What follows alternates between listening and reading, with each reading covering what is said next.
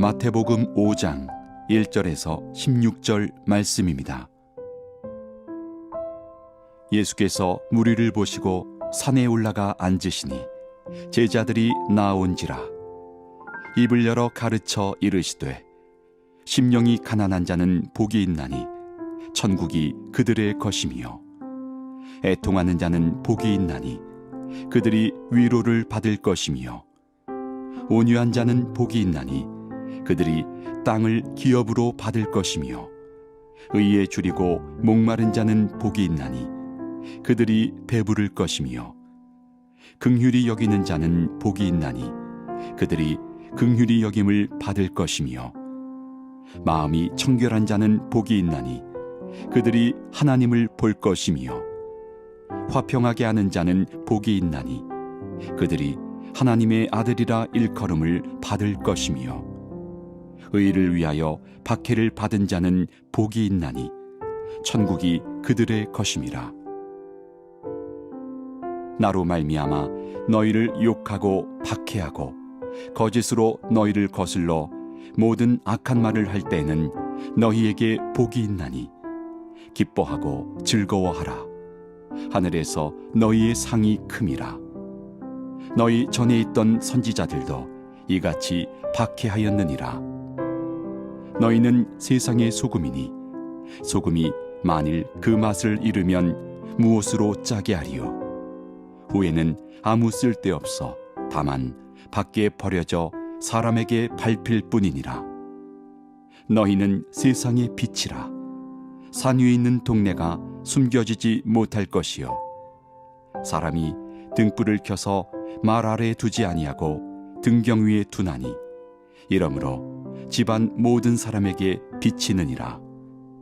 이같이 너희 빛이 사람 앞에 비치게 하여 그들로 너희 착한 행실을 보고 하늘에 계신 너희 아버지께 영광을 돌리게 하라. 아멘. 하나님의 말씀입니다. 천국 백성다운 삶, 성도의 거룩한 영향력이라는 말씀의 제목으로 하나님의 말씀 나누겠습니다. 1, 2절 말씀을 보시면 예수님이 이 몰려드는 무리를 보시고 산에 올라가 앉으시고는 입을 열어서 가르치셨다, 이렇게 기록되어 있습니다. 하나님께서 시내산에서 모세를 통해서 이스라엘 백성들에게 하나님의 말씀을 전해주셨죠. 그와 유사하게 예수님께서 지금 산에서 이렇게 제자들과 또 무리들에게 귀하신 하나님의 말씀을 전하고 계시는 것을 볼 수 있습니다. 이처럼 산 위에서 예수님께서 그 제자들과 무리들에게 말씀을 가르치셨다, 교훈하셨다, 설교하셨다. 이래서 산상 설교 또는 산상 수훈이라고 불려지는 것이 이제 오늘 마태복음 5장부터 7장까지 계속해서 이어지게 됩니다. 그 중에 오늘 특별히 본문 3절부터 12절에 나오는 8가지 복에 대한 그러한 내용들이 나오는데, 이것이 그 유명한 팔복입니다.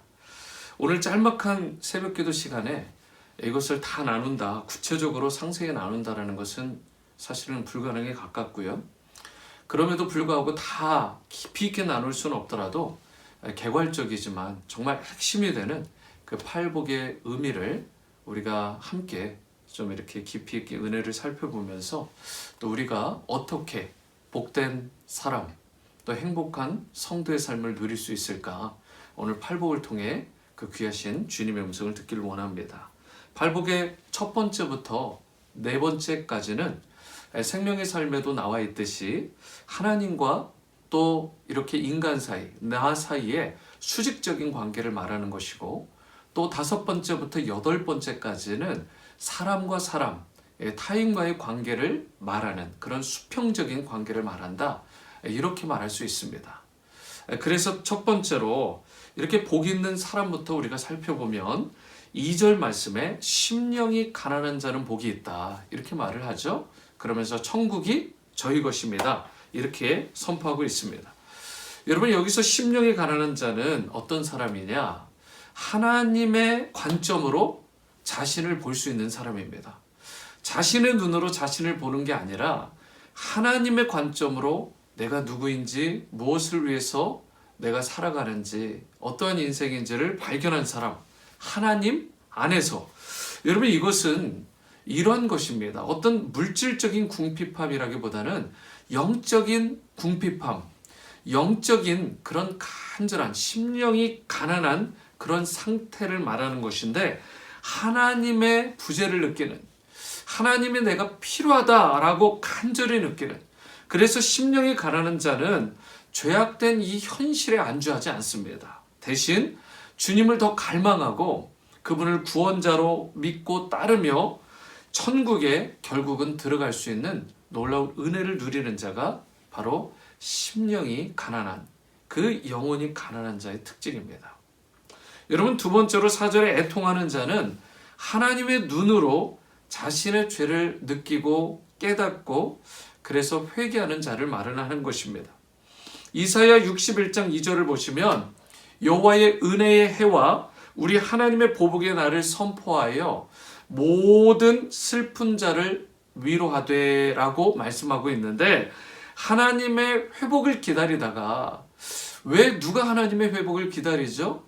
공고한 가운데, 어려운 가운데 박해받는 자, 그렇게 하나님의 회복을 기다리고 있는데 여전히 박해가 있는 자, 그럼에도 불구하고 그가 애통하는 자인데, 이러한 자, 하나님의 은혜와 하나님의 구원을 간절히 기다리는 자를 하나님께서 외면하지 않으시고 위로해 주신다. 그래서 애통하는 자를 위로해 주신다라는 말씀입니다. 셋째, 5절의 온유한 자는 하나님의 다스리심을 받고 있는 사람을 말하는 것입니다. 여러분, 진정한 온유함은 나약함이 아닙니다. 하나님의 주권, 하나님의 다스림, 하나님의 통치와 하나님의 때를 믿고 신뢰하기 때문에 그러한 인생은 시편 37편 11절 말씀처럼 땅을 결국은 차지하게 되고 풍성한 화평을 누리게 된다라고 그렇게 약속하고 있는 것입니다. 모든 것을 다 할 수 있음에도 불구하고 하나님의 때를 기다리고 자신의 힘을 함부로 쓰지 않고 하나님의 다스리심과 통치함 가운데 절제하고 기다릴 수 있는 온유함을 가진 자, 하나님을 전적으로 신뢰하는 자. 여러분, 네 번째는 6절에 나오는 말씀인데, 의에 줄이고 그리고 목마른 자다.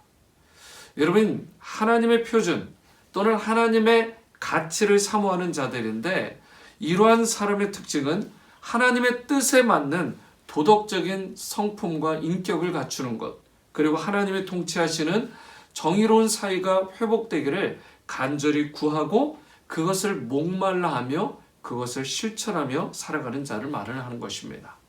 7절부터는 아까도 말씀드렸듯이 사람 간의 수평적인 관계를 말하는 것인데, 7절을 먼저 보시면 긍휼히 여기는 자는 복이 있나니 그들이 긍휼히 여김을 받을 것이다. 여러분, 여기서 긍휼히 여기는 자는 하나님의 안목, 하나님의 시각으로 다른 이웃들을 바라보는 것을 의미합니다.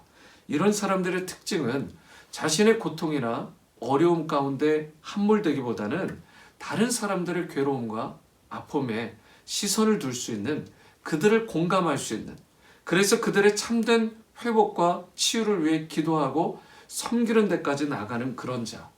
여러분, 이처럼 누군가를 긍휼히 여기고 누군가를 위하여, 회복을 위하여 간구하고 또 돕는 이 자를 바로 하나님께서도 긍휼히 여기시겠다. 그리고 다른 영혼들로부터도, 사람들로부터도 긍휼히 여기심을 받는 인생이 될 것이다 라는 그런 귀한 약속의 말씀입니다. 여러분, 이런 사람이 참 복이 있죠. 그리고 여섯째, 8절에 마음이 청결한 자. 여러분, 하나님의 뜻과 하나님의 목적 앞에서 자신을 드리는 깨끗한 심령을 마련하는 것입니다. 시편 24편 3절에서 4절에 이렇게 말씀합니다. 여호와의 산에 오를 자 누구며 그의 거룩한 곳에 설 자가 누구인가? 곧 손이 깨끗하며 마음이 청결하며 뜻을 허탄한 데에 두지 아니하며 거짓 맹세하지 아니하는 자로다. 여러분, 이처럼 손이 깨끗하고 그리고 마음도 청결하고 뜻을 허탄한 데 두지 아니하고 거짓 맹세하지 않는 자, 이렇게 청결한 자는 하나님의 뜻을 알 수 있게 되고 하나님을 볼 수 있게 될 뿐만 아니라 하나님 나라를 이미 본 자로 이 땅 가운데에서 누리는 자로 살아갈 수 있게 되는 것입니다. 여러분, 7번째, 화평케 하는 자는 어떤 사람인가요? 하나님의 메시지인 복음을 삶으로 그렇게 그려내고 또 자신의 언어로 전달하는 사람입니다. 행함으로 화평을 살아가는, 그려내는 인생.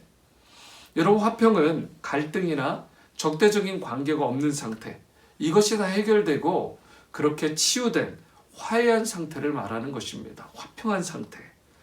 여러분, 예수 믿는 형제자매, 교회 안에서 또 우리의 가정 안에서뿐만이 아닙니다.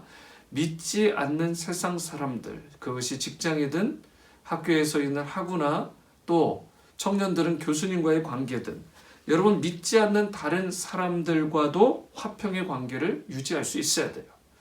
여러분, 그래야 하나님의 아들이구나, 하나님의 자녀구나, 이런 일컬음을 받을 수 있다라고 말씀하는 것입니다. 여러분, 이것이 복되다는 것입니다. 과연 하나님의 자녀답다. 화평한 자. 8째는 의를 위하여 핍박을 받는 자는 한마디로 여러분, 하나님 편에서 인생을 살아가고 또 그 가운데에서 하나님의 뜻대로 행하다가 핍박을 받는, 말 그대로 핍박을 받는 자입니다. 의를 위하여 핍박받는다라는 것은 한마디로 짧게 얘기하면 예수님을 따른다는 이유로, 예수님을 믿고 그분을 따르는 삶을 산다는 이유로 받는 핍박, 박해를 말하는 것입니다. 요즘 한국에서 장소가 굉장히 협소하고 굉장히 좁아요. 그리고 그 좁은 공간에서 마스크를 다 내리고 음식을 다들 먹습니다. 뿐만 아니죠. 술집은 어떨까요? 왁자지껄 하면서 막 술들을 먹는데, 보통 한국 사람들은 술이 건아하게 되면 여전히 술잔을 돌리고 또 같은 찌개를 숟가락을 퍼서 먹잖아요. 여러분, 이것이 위험한가요? 아니면 1000명 이상 되는 그런 큰 건물인데도 불구하고 거기에 이 마스크까지 다 쓰고 사회적 거리를 두면서 한 방향만을 보고 그곳에서 모든 사회적 거리나 방역수칙을 지키면서 예배 드리는 것이 위험할까요? 여러분, 마스크를 내리는 순간 그때부터는 위험에 이미 노출된 것입니다. 그리고 장소가 협소하기 때문에 사실은 술집이나 식당이 훨씬 더 위험한 거죠. 그런데 여러분, 이 정부에서, 다른 것은 잘할지 모르지만 정부에서 이러한 부분들을 강요하고 또 이 교회가 위험하다라는 인식, 그리고 교회는 다른 것에 비해서 밀려도 된다라는 생각. 여러분, 신앙의 자유가 있고 종교의 자유가 있는데 여러분이 이런 인권이나 자유가 보장되지 않는다면 여러분, 그것은 인간의 정말 진정한 그런 삶에 있어서 핵심을 방해하고 핍박하는 것이 되는 것입니다. 여러분, 물론 방역수칙, 개인수칙 철저히 지켜야 됩니다. 그렇지 않은 교회들은 회개해야죠.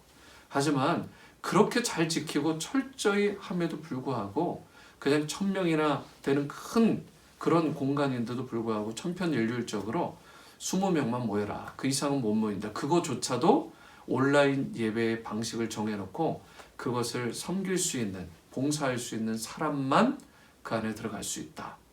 나머지 사람들 예를 들어서 90명, 980명 이 정도는 예배당에 한동안 들어갈 수 없다. 아까도 말씀드렸듯이 술집이나 식당이나 심지어 노래방이나 여러 공간들은 다 열어놓으면서, 여러분, 그래서 요즘에 이 헌법 재판소장을 한때 이렇게 지내셨던 분이 변호사로 본인이 스스로 이렇게 자원을 하셔서 이것은 어떻게 보면 평등의 원칙에 반할 뿐만 아니라 과잉 금지의 원칙에도 반한다. 이것을 가지고 헌법 소원을 제기를 했습니다. 여러분, 미국의 경우를 한번 좀 비교를 해보세요. 그러면 이것이 좀 부당할 수도 있다는 것을 알 수도 있는 대목입니다. 식당과 술집을 열어줄 때에 교회를 문 닫게 한 적이 미국 내에 있었나요? 여러분, 한 번도 없습니다. 오히려 반대의 경우는 제가 경험한 적이 있어요. 교회는 자유롭게 모이도록 종교의 자유를 주는데 오히려 마스크를 안 하고 술 마시고 사회적 거리를 무시한다라는 그 이유로 그렇게 춤추고 향락을 즐기는 술집들은요, 바나 저 다운타운에 있는 곳들 몇 차례 문을 닫게 행정명령을 내린 적이 있습니다. 저는 이러한 미국이 더 이성적이고 합리적이고 또 공평하고 공정한 그런 평등한 나라라고 생각을 합니다. 만약에 미국 정부가 갑자기 마스크를 안 하는 음식, 안 하고 먹는 음식이나 음식점이나 또 술집 같은 것은 훤히 열게 하면서 교회는 의도적으로 만약에 예를 들어 모이지 못하게 한다. 여러분, 저 어떻게 해야 될까요? 한국 내 폐쇄 명령을 받은 몇몇 교회들처럼 바른 목소리를 낼 수 있어야 되는데 우리가 그럴 수 있을까? 여러분 11절 말씀을 보시면 나로 말미암아 너희를 욕하고 박해하고 거짓으로 너희를 거슬러 모든 악한 말을 할 때는 너희에게 복이 있다. 세상 사람들은 하나님을 인정하지 않고 거스리고 대적까지 합니다. 혹 세상 사람들이 그리스도의 몸된 교회와 성도들을 핍박할 때 이를 이상하게 여기지도 말되 바른 목소리는 낼 수 있어야 되는 것입니다. 그러다가 예수님 때문에 복음 때문에 하나님을 예배하고 영광 돌리는 일 때문에 오히려 핍박을 받고 욕을 받고 악한 말을 듣게 되더라도 결코 뒤로 물러서지 말라는 것입니다. 오히려 12절 말씀처럼 기뻐하고 즐거워해야 된다고 말하고 있습니다. 왜냐하면 성경은 하늘에서 여러분과 저를 향한 상이 크기 때문이다 라고 성경은 말씀하고 있습니다. 여러분, 예수님께서는 여러분과 저를 13절과 같이 세상의 소금으로 14절과 같이 세상의 빛으로 부르셨습니다. 착한 행실, 바른 행실을 해야 됩니다. 지역이 소문난 교회로 정말 그리스도의 영광을 드러내야죠. 그래서 하늘에 계신 하나님께 영광을 돌려야 됩니다. 그런데 여러분, 박해나 핍박이 두려워서 우리가 착한 행실을 숨기지 말고 담대하게 당당하게 세상의 복음을 비추는 일. 윤리적으로 도덕적으로만 착한 것이 아니라 더 선하고 어쩌면 중요한 것은 복음의 빛을 비추는 것이 선한 일이고 착한 일인 것입니다. 밸런스가 있어야죠. 여러분, 그러기 위해서 이런 선한 영향력을 끼치는 그런 교회와 성도가 되어야 되는 것입니다. 무엇보다 세상 사람들로 하여금 하나님을 깨닫게 하고 하나님께 영광 돌리게 하는 이 사람들이 되게 하는 일, 이것이 바로 선한 일의 정점이 되는 것입니다. 교회와 성도의 가치는 하나님을 알리고요, 세상에 복음을 전하는 사명을 감당할 때에 진정한 존재 가치가 있는 것입니다. 그렇지 않으면 13절 하반절 말씀처럼 맛을 잃은 소금처럼 버려지고 밟혀질 뿐이 되는 것입니다. 이제 여러분과 제가 천국 백성답게 또 천국의 복을 소유하고 누리는 성도답게 이 땅에 사는 동안 팔복, 이 팔복의 가르침을 먼저 마음에 잘 새기고 우리가 실천하면서 살아갈 수 있게 되기를 바라고, 그 복을, 정말 주님께서 주신 그 놀라운 복을 세상 사람들에게도 밝히 전하고 누리게 하는 이 귀한 사명을 아름답게 감당할 수 있게 되기를 바랍니다. 무엇보다 핍박 가운데서도 결코 흔들리지 않고 여러분 아름답고 신실하게 복음 전하는 그런 사명을 감당하고 무엇보다 하나님께 최고의 영광을 돌릴 수 있는 그러한 복된 성도들 다 되어지게 되기를 주님의 이름으로 축원합니다. 기도하십니다.